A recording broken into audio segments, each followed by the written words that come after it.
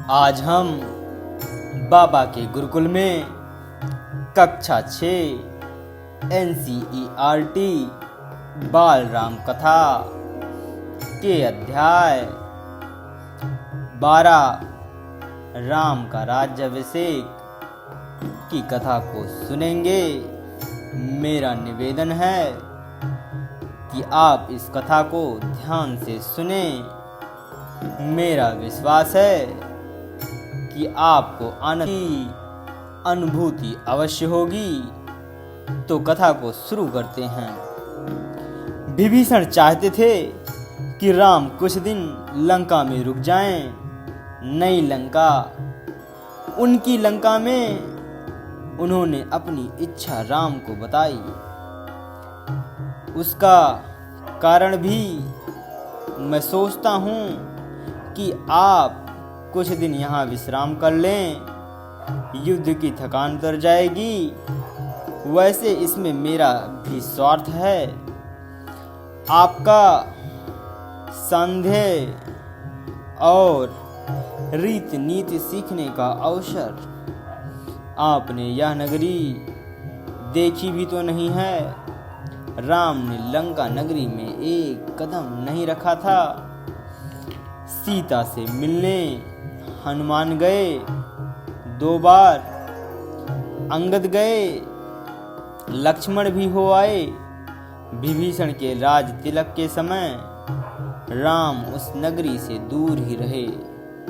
यह संभव नहीं है मित्र, राम ने कहा। वनवास के 14 वर्ष पूरे हो गए हैं। मैं तत्काल अयोध्या लौटना चाहता हूँ। भरत मेरी प्रतीक्षा कर रहे होंगे। जाने में विलंब हुआ तो वे प्राण त्याग देंगे। उन्होंने प्रतिज्ञा ली है। मैं उनकी प्रतिज्ञा से बंधा हूँ। विभीषण राम से अलग नहीं होना चाहते थे। उनका अनुरोध राम ने अस्वीकार कर दिया था, पर वे निराश नहीं थे। इस बार उन्होंने एक नया प्रस्ताव रखा। मेरी इच्छा है कि मैं आपके राज्याभिषेक में उपस्थित रहूं। मुझे अपने साथ ले चलने की अनुमति दें। राम ने आग्रह स्वीकार कर लिया।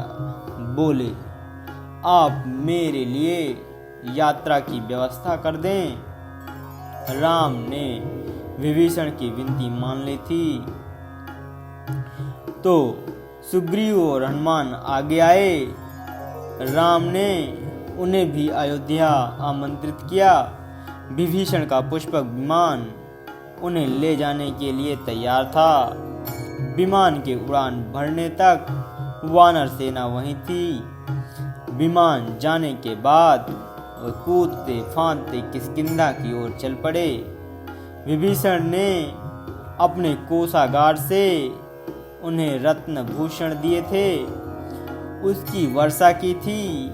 उसी विमान से वानरों के लिए यह मनोरंजन था। जिसे जो मिला लूटा। विमान लंका से चला। उड़ान भरने के बाद उसने उत्तर दिशा पकड़ी, जिधर अयोध्या नगरी थी। राम सीता के साथ बैठे थे। मार्ग में पड़ने वाले प्रमुख स्थान बताते जा रहे थे। रावण सीता का हरण कर उसी मार्ग से लाया था, पंचवटी से। उस समय सीता ने वे स्थान ठीक से नहीं देखे थे। स्थानों के नाम उन्हें ज्ञात नहीं थे। पहले रणभूमि पड़ी, फिर वह पुल जिसे नल और नील ने बनाया था, सेतु बंद, किष्किंधा रास्ते में था। वानर राज सुग्रीव की राजधानी थी। सीता के आग्रह पर विमान किष्किंधा में उतरा। सुग्रीव की रानियों तारा और रूपा को लेने आगे ऋष्यमुख पर्वत पड़ा। उसके बाद पंपा सरोवर, उसकी सुंदरता अद्भुत थी। राम ने सीता को एक पतली चमकती हुई रेखा दिखाई। सीते, ये देखो, यह गोदावरी नदी है, ऊंचाई से इतनी छोटी दिख रही है। इसी के तट पर पंचवटी है। देखो, हमारी पर्णकुटी अब भी बनी हुई है। सीता ने आंखें बंद कर ली, जैसे पंचवटी को पुनः देखने से डर रही हो। उन्हें पूरा घटनाक्रम याद आ गया। गंगा यमुना के संगम पर ऋषि भारद्वाज का आश्रम था। विमान वहां उतरा। सबने रात वहीं बिताई। ऋषि का आग्रह था। राम उसे टाल नहीं सकते थे। वहीं से उन्होंने हनुमान को अयोध्या भेजा। भरत को उसके आगमन की पूर्व सूचना देने के लिए। राम सीधे अयोध्या नहीं जाना चाहते थे। उनके मन में एक प्रश्न था, एक संशय। 14 वर्ष की अवधि कम नहीं होती। कहीं इस अवधि में भरत को सत्ता का मोह तो नहीं हो गया। हनुमान को अयोध्या भेजते हुए उन्होंने यह प्रश्न रखा था। कहा, हे वानर शिरोमणि, आप भरत को मेरे आने की सूचना दीजिए। ध्यान से देखिएगा कि समाचार सुनकर उनके चेहरे पर कैसे भाव आते हैं। यदि भरत को इस सूचना से प्रसन्नता नहीं हुई तो मैं अयोध्या में नहीं जाऊंगा। भरत राजकाज संभालें, इसमें मुझे कोई आपत्ति नहीं। हनुमान वायु वेग से चले, जैसे उड़ रहे हों। मार्ग में निषाद राज गुह से भेंट की। उनसे अयोध्या का हाल जाना। वहां से नंदी ग्राम पहुंचे। उन्होंने भरत से कहा, श्री राम के वनवास की अवधि पूर्ण हो गई है।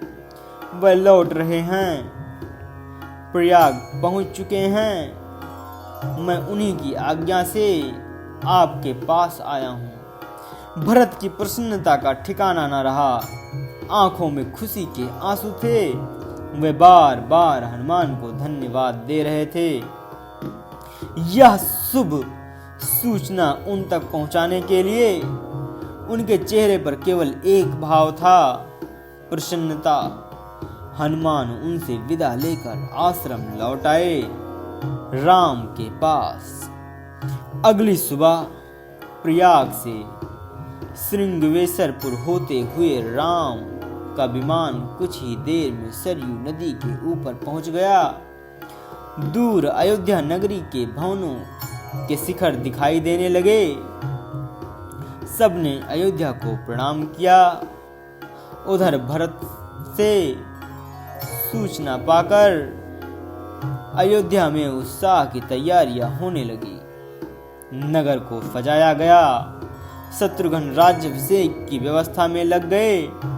महल से तीनों रानियां नंदी ग्राम के लिए निकल पड़ी। कौशल्या सबसे आगे थी। उन्हें पता था कि राम पहले भरत से भेंट करेंगे। राम का विमान नंदी ग्राम उतरा। उनका भव्य स्वागत हुआ। आकाश राम के जयघोष से गूंज उठा। राम ने विमान से उतरकर भरत को गले लगाया, माताओं को प्रणाम किया। भरत भागते हुए आश्रम के भीतर गए। राम के खड़ा उठा लाए, जिसे सिंहासन पर रखकर उन्होंने 14 वर्ष राजकाज चलाया था। झुककर अपने हाथों से राम को पहनाई। मिलन का यह दृश्य अद्भुत था। सबके चेहरे पर प्रसन्नता थी। सबकी आंखों खुशी के आंसुओं से नम थीं। राम लक्ष्मण ने नंदी ग्राम में तपस्वी बन ना उतार दिया। दोनों को राजसी वस्त्र पहनाए गए। जन समूह राम की जय जयकार करता हुआ अयोध्या के लिए चला। शोभा यात्रा की छटा देखने योग्य थी। नंदीग्राम से चलने के पूर्व राम ने पुष्पक विमान को कुबेर के पास भेज दिया। वह विमान कुबेर का ही था। रावण ने उसे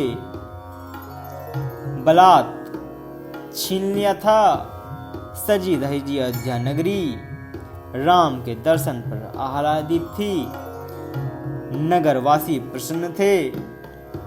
उन्हें उनके राम वापस मिल गए थे। माताएं प्रसन्न थी, उनका पुत्र लौट आया था। मुनिगण खुश थे।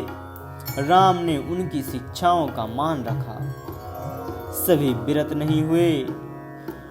भरत ने अयोध्या का राज्य राम को नंदीग्राम में ही लौटा दिया था। राजमहल पहुंचे तो मुनि वशिष्ठ ने कहा, कल सुबह राम का राज्याभिषेक होगा। इसकी तैयारी शत्रुघ्न ने पहले ही कर ली थी। पूरा नगर सजाया गया था। दीपों से जगमगा रहा था। फूलों से सुवासित था। वाद्ययंत्रों से झंकृत था।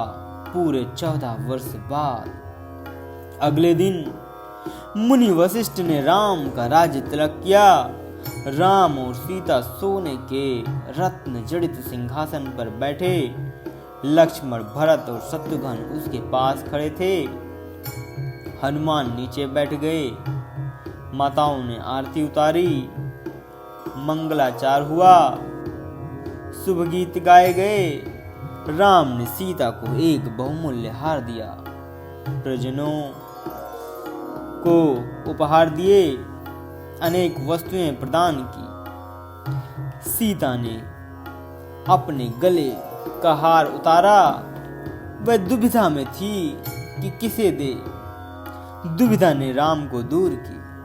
जिस पर तुम सर्वाधिक प्रसन्न हो उसे दे दो।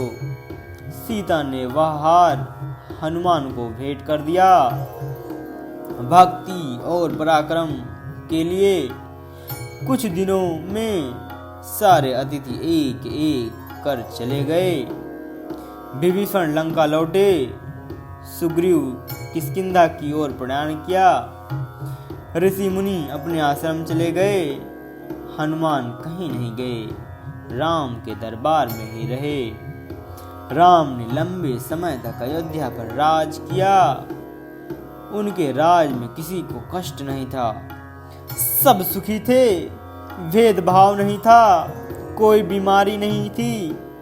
खेत हरे भरे थे। पेड़ फलों से लदे रहते थे। राज न्यायप्रिय राजा थे। गुणों के सागर थे। उनका राज्य राम राज्य था। आज तक स्मृतियों में है। अगर आपने कथा को ध्यान से सुनी है तो बताइए, पुष्पक विमान किसका था? कमेंट बॉक्स में अपना उत्तर दीजिए। हमने बाल राम कथा के सारे अध्याय को पूरा कर लिया है। बाल राम कथा को हमारे साथ सुनने के लिए आप सभी का बहुत बहुत धन्यवाद।